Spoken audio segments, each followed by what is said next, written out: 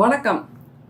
அந்த பஹல்காம் தீவிரவாத தாக்குதல்ங்கிறது நிச்சயமா ரொம்ப மனசுக்கு வருத்தம் அளிக்கக்கூடியது. ஏனென்றால் அவ்வளவு தூரம் ஒரு சந்தோஷமான சூழ்நிலையில், சந்தோஷமான மனநிலையில் அங்கே அந்த பஹல்காம்ல போய் நம்ம வாழ்க்கையை கொண்டாடலாம், நம்ம குடும்பத்தோட ரசிச்சுட்டு வரலாம் அப்படியெல்லாம் நினைச்சிட்டு போன அந்த குடும்பங்கள் இப்போது நிர்மூலமாகி நிற்கின்றன. தங்களுடைய குடும்ப தலைவரை இழந்திருக்கின்றன. அப்படிங்கிறது நிச்சயமா வருத்தத்துக்குரிய ஒரு விஷயம். அதை கேட்ட உடனே நம்முடைய பிரதமர் தன்னுடைய சுற்றுப்பயணத்தை பாதியில் நிறுத்திவிட்டு இங்கே ஓடி வந்தார் இந்தியாவுக்கு. விமான நிலையத்திலேயே கூட மிக அவசரமாக கூட்டத்தை நடத்தினார். சரி, அது முடிச்சதுக்கு அப்புறம் பஹல்காம் போய் பார்ப்பாரு, அங்க உள்ள மக்களுக்கு ஆறுதல் சொல்வாருன்னு நினைச்சிட்டு இருந்தாங்க. கண்கள் சிவந்தன அவருக்கு. அதே மாதிரி நம்முடைய உள்துறை அமைச்சருக்கும் முகம் சிவந்தது அப்படின்னு எல்லா நியூஸ்லயும் பார்த்தோம். சிவந்தது சரி, நம்ம எல்லாருமே இந்திய மக்கள் அத்தனை பேரும் ஒன்றிய அரசோடு இந்த விஷயத்தில் துணை நிற்கிறோம், நம்முடைய ஆதரவை தெரிவிக்கிறோம். இந்த மாதிரியான தீவிரவாத தாக்குதல் என்றைக்குமே நடக்கக்கூடாது. அப்பாவி பொதுமக்கள் மீது நிச்சயமாக எந்த துன்புறுத்தலும் இருக்கக்கூடாதுங்கிறதெல்லாம் நமக்கு நல்லா தெரியும். ஆனாலும் இந்த முறையும் நம்முடைய 56 இன்ச்சு என்ன செய்திருக்கிறார் என்பதைத்தான் இப்போது பொதுமக்கள் கேட்க ஆரம்பித்து விட்டார்கள். இதில் என்ன நடந்தது, ஏன் பிரதமர் இன்னமும் அந்த பஹல்காம்க்கு போகலை, அப்படி தன்னுடைய சுற்றுப்பயணத்தை பாதியில் விட்டுட்டு ஓடி வந்து இந்தியாவுக்கு ஓடி வந்தால் பொதுவாக என்ன நினைப்பாங்க எல்லாரும், அந்த இடத்துக்கு போய் பார்ப்பாரு அப்படின்னு தான் நினைப்பாங்க. ஆனால் அப்படி போகாமல் பீகாருக்கு போனார். உடனே பீகாருக்கு போய் தன்னுடைய தேர்தல் பரப்புரையை ஆரம்பிச்சிட்டாரு.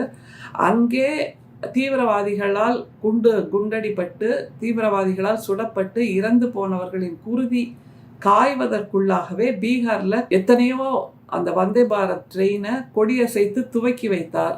அதை தவிர அந்த மேடையில் அவரும் நிதிஷ்குமாரும் உட்கார்ந்து சந்தோஷமாக சிரித்து கொண்டிருந்தார்கள், சிரித்து பேசி கொண்டிருந்தார்கள் என்பதை பொதுமக்கள் செய்திகளில் பார்த்திருக்கிறார்கள். இது எதற்காக, எந்த சமிக்ஞை இது, திட்டமிட்டபடி எல்லாம் நடந்து முடிந்து விட்டது என்பதற்கான சந்தோஷ சிரிப்பா அது அப்படிங்கிறதான் இப்போ பொதுமக்கள் கேட்கிற கேள்வி. அதை தவிர திரும்ப திரும்ப பரப்பினாங்க பிஜேபி, ஒன்றிய அரசு, இந்துக்கள் மீதான தாக்குதல், இந்துக்கள் மீதான தாக்குதல் அப்படின்னு. இது ஒரு மிகவும் பிற்போக்குத்தனமான வாதம். அங்கே சுடப்பட்டு கொல்லப்பட்டவர்கள் எல்லோரும் இந்தியர்கள் தானே தவிர இந்துக்கள் என்பது இல்லை. அதுவும் குறிப்பாக மிகவும் திட்டமிடப்பட்டு இஸ்லாமிய சகோதரர்கள் மீது ஒரு அவதூறு பரப்பப்படுகிறதோ, அவர்கள் மீது களங்கம் சுமத்தப்படுகிறதோ, அவர்கள் மீது கருப்பு புள்ளிகள் அள்ளி வீசப்படுகின்றனவோ என்கின்ற சந்தேகம் இந்திய மக்கள் அத்தனை பேருக்கும் இப்போது இருக்கிறது. யோசிச்சு பாருங்க, அங்கே சென்று வந்த பல டூரிஸ்டுகள், பல சுற்றுலா பயணிகள் திரும்ப திரும்ப சொல்றது, அங்கே இருந்த இஸ்லாமிய சகோதரர்கள் தான் எங்களை காப்பாற்றினார்கள், அந்த இஸ்லாமிய சகோதரர்கள் தங்கள் வீடுகளில் எங்களை தங்க வைத்தார்கள், இந்த துப்பாக்கி சத்தம் கேட்ட உடனேயே அவர்கள் புரிந்து கொண்டு உடனடியாக எங்களை அந்த இடத்திலிருந்து அப்புறப்படுத்தி அவரவர் வீட்டுக்கு அழைத்து சென்று பத்திரமாக பாதுகாத்து திருப்பி அனுப்பினார்கள். திரும்பவும் நாங்கள் இங்கே உயிரோடு வந்திருக்கிறோம் என்றால் அந்த இஸ்லாமிய சகோதரர்களால் மட்டும்தான் என்பதை அவர்கள் திரும்ப திரும்ப சொல்றாங்க. கூடுதலாக உயிர் தப்பித்த அந்த சுற்றுலா பயணிகள் கேட்கின்ற ஒரு கேள்வி இருக்கு. என்னன்னா, அவ்வளவு கொடூரமான துப்பாக்கி தாக்குதல் நடந்திருக்கிறது, 26 பேர் சுட்டுக் கொல்லப்பட்டிருக்கிறார்கள். ஆனா ஏன் தமிழ் சினிமாவில் வர்ற மாதிரி கடைசியில் ஆடி அசைஞ்சு இராணுவம் வருது? துப்பாக்கி சத்தம் கேட்டு பலர் துப்பாக்கியால் சுடப்பட்டு 1 மணி நேரம் 1.5 மணி நேரம் உயிருக்கு போராடி இருக்கிறார்கள்.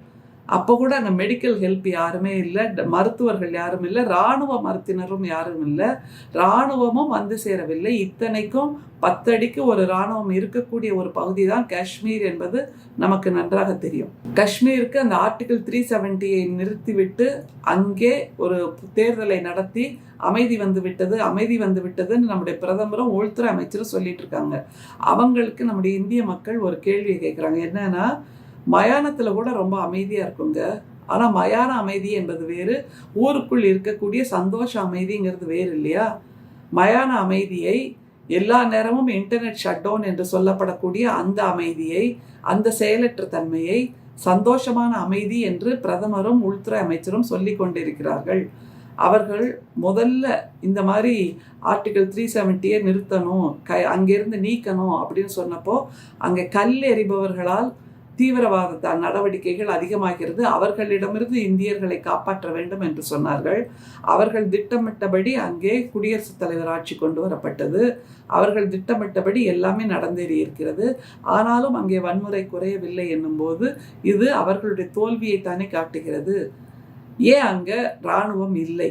இத்தனைக்கும் ஏப்ரல் 19ஆம் தேதி நம்முடைய பிரதமர் அங்கே சென்று பல நிகழ்ச்சிகளில் கலந்து கொள்வதாக இருந்தது. ஆனால் தீவிரவாத தாக்குதல் நடக்கக்கூடும் என்று அந்த புலனாய்வு அமைப்புகள் சொன்னதன் பேரில் அவர் அந்த திட்டத்தை கைவிட்டு வெளிநாட்டு பயணம் போகிறார் என்றால், பிரதமர் உயிருக்கு பாதுகாப்பு வேண்டும், அச்சுறுத்தல் இருக்கிறது என்று சொல்லி நடவடிக்கை எடுத்திருக்கிறார்கள். ஆனால் பொதுமக்கள் உயிருக்கு அந்த அச்சுறுத்தல் இல்லையா?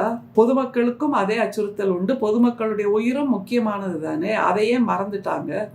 ஏன் அவ்வளோ பெரிய டூரிஸ்ட் ஸ்பாட்டில், மினி சுவிட்சர்லாண்டு சொல்லப்படக்கூடிய அந்த டூரிஸ்ட் ஸ்பாட்டில் ஒரு இராணுவ வீரர் கூட, காக்காக்கு கூட இல்லையே, மருந்துக்கு கூட இல்லையே? ஏன் அப்படி? அப்போ இது திட்டமிட்ட செயலா என்று பொதுமக்கள் கேட்கிறார்கள் என்னும்போது அந்த கேள்விகளில் நியாயம் இருப்பதாகவே தோன்றுகிறது. நான் அந்த பரப்புரையில், பீகார் பரப்புரையில் நம்முடைய பிரதமர் சொன்னது, தீவிரவாதிகளை நாங்கள் கண்டுபிடித்து அவர்கள் கற்பனை செய்ய முடியாத அளவுக்கு தண்டனை கொடுப்போம் என்று சொன்னார். இதே பிரதமர் தான் கொஞ்ச நாளுக்கு முன்னாடி சவுக்கிதார் என்று தன்னை சொல்லிக் கொண்டார். உடனே சங்கிகள், வலதுசாரிகள், பிஜேபி, ஆர்எஸ்எஸ் எல்லோரும் தங்களுடைய பெயருக்கு முன்னால் சோஷியல் மீடியாவில் சவுக்கிதார் என்று போட்டுக்கொண்டார்கள். சவுக்கிதார் என்ன பண்ணார்? பொதுவாக நம்ம வாழ்கின்ற வீடுகளில் அல்லது அப்பார்ட்மெண்ட்டில் அந்த செக்யூரிட்டி கார்டுன்னு ஒன்று இருப்பார். அவர் தன்னுடைய கடமையிலிருந்து தவறி அங்கே ஏதாவது ஒரு அசம்பாவிதம் நடந்தால் உடனே நாம் எல்லாரும் கேட்குறது, செக்யூரிட்டி என்ன பண்ணார்? அவரை வேலையிலிருந்து தூக்குங்க, தன்னோட வேலையை அவர் சரியாக பண்ணலை, வேறு செக்யூரிட்டியை போடுங்க, இவரை விட எஃபிஷியண்ட்டாக ஒன்று போடுங்க அப்படின்னு தானே சொல்லுவோம். ஆனால் சவுக்கிதார் என்று சொல்லப்படக்கூடியவர் 56 இன்ச் தோல் வலிமை உடையவர் என்ன செய்திருக்கிறார்? இந்த மாதிரியான தீவிரவாத தாக்குதல்கள் தொடர்ந்து நடந்து கொண்டு தான் இருக்கின்றன. அதற்கு எந்த விதத்திலும் பொறுப்பேற்பதில்லை ஒன்றிய அரசு. இந்த செய்தியை கேள்விப்பட்டவுடன் ஒரு பொதுமக்களில் ஒருவர் சொல்கிறார், நல்ல வேளை நிதியமைச்சர் நிர்மலா அம்மா கிட்ட இதை பற்றி கேட்டிருந்தா அவங்க சொல்லியிருப்பாங்க, உங்களை யார் அங்கே சுற்றுலா பயணம் போக சொன்னது, வீட்டில் இருக்க வேண்டியதானே அப்படின்னு சொல்லியிருப்பாங்க.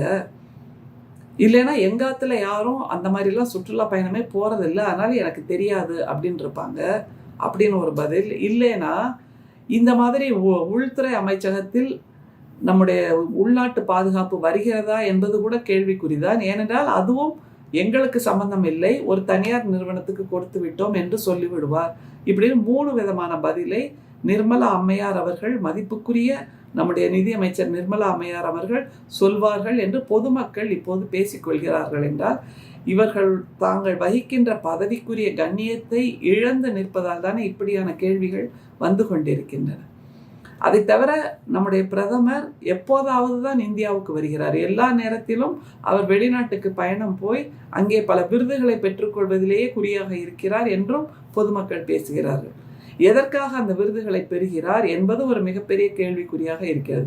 இப்படி நாட்டை துண்டாடுகின்ற, மக்களுக்குள் பிரிவினைவாதத்தை உருவாக்குகின்ற தீவிரவாதிகளை இங்கே வளர்த்தெடுப்பதற்காகவா, அல்லது உள்நாட்டு பாதுகாப்பு கேலிக்குரியதாகவும் கேள்விக்குரியதாகவும் மாறி இங்கே இருக்கின்ற அப்பாவி பொதுமக்கள் சுடப்பட்டு செத்து கொண்டிருக்கிறார்கள், அப்படிப்பட்ட ஒரு ஆட்சியை கொடுக்கிறார் என்பதற்காக அவருக்கு விருதா?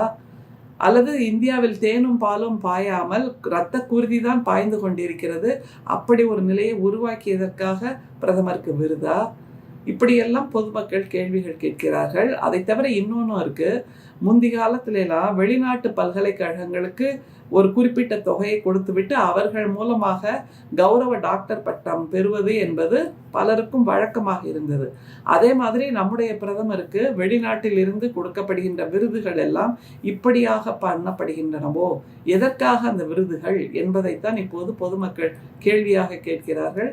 அதை தவிர மிக முக்கியமான கேள்வி, தன்னுடைய வெளிநாட்டு சுற்றுப்பயணத்தை அரைகுறையாக முடித்துவிட்டு இந்தியாவுக்கு அவசரமாக திரும்பிய ஒரு பிரதமர் இன்னமும் பஹல்காமுக்கு சென்று பார்க்கவில்லை.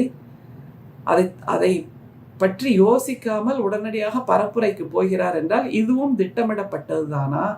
எப்படி அவ்வளவு பெரிய மீட்டிங்கை, அவ்வளவு பெரிய பரப்புரையை, அவ்வளவு பெரிய வந்தே பாரத் ட்ரெயின் எல்லாம் துவக்கி வைக்கின்ற நிகழ்வை ஒற்றை நொடிக்குள் ஏற்பாடு செய்திருக்க முடியும். வரப்ப வெளிநாட்டு பயணத்தை பாதியில் முடித்து தானே வந்தார். அப்போ எப்படி டக்குன்னு அதை ஏற்பாடு பண்ணியிருக்க முடியும் என்பதைத்தான் இன்றைக்கு பொதுமக்கள் கேட்டுக்கொண்டிருக்கிறார்கள். இந்த கேள்விக்கெல்லாம் வழக்கம் போல் நம் ஒன்றிய அமைச்சகத்திடம் அல்லது ஒன்றிய அரசிடம் பதிலே இல்லை. குறிப்பாக 56 இன்ச் தோள் வலிமை உடைய ஒரு பிரதமர் என்று மார்தட்டி கொள்கின்றவர், அவருக்கும் இந்த மாதிரியான கேள்விகளுக்கு பதில் இல்லை. உள்துறை அமைச்சரும் உடனடியாக பாய்ந்து போனார் பஹல்காமுக்கு என்று சொல்கிறார்கள். ஆனால் கடந்த முறை பஹல்காம் போன போது அங்கே இருக்கின்ற முதல்வரை வெளியே அனுப்பிவிட்டு ரகசிய உளவு அமைப்புகளோடு அவர் பேச்சுவார்த்தை நடத்தி இருக்கிறார் என்றால் ஒரு முதல்வருக்கு தெரியாமல் அங்கே என்ன பேச்சுவார்த்தை நடக்கப் போகிறது என்பதுதானே ஒரு கேள்வி. ஸோ இந்த மாதிரியான கேள்விகள் காற்றில் தொங்கி நிற்கின்றன. அதற்கெல்லாம் பதில் யார் கொடுப்பார் என்று தெரியவில்லை. அதை தவிர அந்த வக்ஃப் சட்டம் அதை மழுங்கடிப்பதற்காகவே அதை பற்றிய விவாதங்கள் இந்தியா முழுக்க எழுந்து கொண்டிருந்தன. அதை மழுங்கடித்து வேறொன்றின் மீது திசை திருப்ப வேண்டும் என்பதற்காக இந்த பஹல்காம் தீவிரவாத தாக்குதல் பயன்படுத்தப்படுகிறதா என்கிறதும் ஒரு கேள்வி. ஏனென்றால் வடநாட்டு ஊடகங்கள், கோடி மீடியா எல்லாமே இஸ்லாமியர்கள் இந்துக்களை தாக்கிவிட்டார்கள் என்றுதான் பரப்பினார்களே தவிர இந்துக்களை இஸ்லாமியர்கள் காப்பாற்றினார்களே அதை பற்றி ஒரு கோடி மீடியாவும் பேசவே இல்லை. இஸ்லாமியர்கள் நம்முடைய சொந்த சகோதரர்கள். நம்முடைய இந்திய சுதந்திர போருக்காக எத்தனையோ இஸ்லாமியர்கள் தங்கள் இன்னுயிரை கொடுத்திருக்கிறார்கள் என்பதை நாம் மறந்துவிட முடியாது. ஆனால் இந்த RSSல் இருந்து ஒருவர் கூட நம்முடைய இந்திய சுதந்திரத்திற்காக பாடுபடவே இல்லை. அப்படி கைது செய்யப்பட்டவர்களும் அந்த ஆங்கிலேயர்களிடம் மன்னிப்பு கடிதம் கொடுத்த கோல்வாக்கரின் வாரிசுகளாகத்தான் இருக்கிறார்கள். அவர்கள்தான் RSSல் இருக்கிறார்கள் என்னும்போது இவர்கள் சொல்லுகின்ற தேசப்பற்றை விட நமக்கு இந்தியா மீதான தேசப்பற்று அதிகமாகவே இருக்கிறது. அதை நினைத்து பார்க்கும்போது நம்முடைய சொந்த சகோதரர்களாக இருக்கக்கூடிய சிறுபான்மையினரும் நம்முடைய இந்தியர்கள் தான், நம்முடைய அண்ணன்மார்கள் தான், நம்முடைய தம்பிமார்கள் தான். எனவே அவர்கள் மீது அவதூறு பரப்புவதையே தன்னுடைய வேலையாக வைத்து கொண்டிருக்கின்ற Godi media, RSS, Sangh Parivar, BJP, வலதுசாரியினர் எல்லோருக்கும் கேட்பதாக பல கேள்விகளை பொதுமக்கள் எழுப்பி கொண்டிருக்கிறார்கள். இந்த தீவிரவாத தாக்குதலில் தங்களுடைய வாழ்க்கை துணையை இழந்த, தங்கள் குடும்பத்தில் இருக்கக்கூடிய தலைவரை இழந்த பல பெண்களும் என்ன தெரியுமா கேட்கிறார்கள்? அந்த இடத்தில் ஏன் இராணுவமே இல்லை? அந்த இடத்தில் ஏன் காவல்துறையினர் யாருமே இல்லை? அந்த இடத்திற்கு வந்து சேருவதற்கு கிட்டத்தட்ட 1.5 மணி நேரம் 2 மணி நேரம் ஆகிறதே. அப்போது வேண்டுமென்றே அந்த இடம் கைவிடப்பட்டதா? இப்படி ஒரு தீவிரவாத தாக்குதலை நடத்தி கொள்ளுங்கள் என்பதை போல் அங்கே இராணுவத்தினர் விலக்கப்பட்டிருக்கிறார்கள், காவல்துறையினர் விலக்கப்பட்டிருக்கிறார்களே. இது எந்த விதத்தில் நியாயம்? அரசியல்வாதிகளுக்கு A பாதுகாப்பு, B பாதுகாப்பு, C பாதுகாப்பு, X பாதுகாப்பு, Z+ பாதுகாப்பு, Z பாதுகாப்பு என்று ஒவ்வொரு அரசியல்வாதியின் பக்கத்திலும் ஒரு 100 காவல்துறை அதிகாரியை அல்லது இந்த மாதிரியான இராணுவ வீரர்களை நீங்கள் பாதுகாப்புக்கு அனுப்புகிறீர்கள். தேவையா? ஒரு MP-யாக இருக்கக்கூடிய ஒரு நடிகைக்கு இப்படியான பாதுகாப்பு தேவையா? அல்லது இன்னமும் எந்த விதமான லெஜிட்டிமேட் பொறுப்பும் வகிக்காதவர்களுக்கும் நீங்கள் உள்துறை பாதுகாப்பை அள்ளி கொடுக்கிறீர்களே, இது எந்த விதத்தில் நியாயம்? நாங்கள் வரிகளை கட்டுகிறோம், ஆனால் எங்களுக்கு பாதுகாப்பில்லை. எங்களுடைய வரி பணத்தில் இன்னமும் சமூகத்துக்கு எந்த விதமாக பங்களிக்காதவர்களுக்கெல்லாம் பாதுகாப்பை நீட்டித்து கொண்டே போகிறதே ஒன்றிய அரசு. இது எந்த விதத்தில் நியாயம் என்று அவர்கள் கேட்கிறார்கள். ஒன்றிய அரசின் மீது எங்களுக்கு நம்பிக்கை இல்லை என்பதைத்தான் அவர்கள் உச்சபட்ச கதறலாக கொடுத்து கொண்டிருக்கிறார்கள். கதறல்கள் தொடர்கின்றன, கேள்விகள் பல தினமும் முளைக்கின்றன, பதில்கள் தான் தெரியவில்லை. ஏனென்றால் ஒவ்வொரு தேர்தல் வரும்போதும் குருதி பாய்ந்த அந்த இரத்த சிவப்பு வாய்ந்த கம்பளத்தின் மீது ஏறிதான் பிஜேபி அரசு தன்னுடைய அரியணையை அமைக்கிறது. கல்லறைகளின் மீது தான் தன்னுடைய அரியணையை அமைக்கிறது. இறந்து போன உயிர்களின் மீது தான், சடலங்களின் மீது தான் தன்னுடைய அரியணையை அமைக்கிறது. இதுவும் அப்படிப்பட்ட ஒரு சம்பவம் தானா?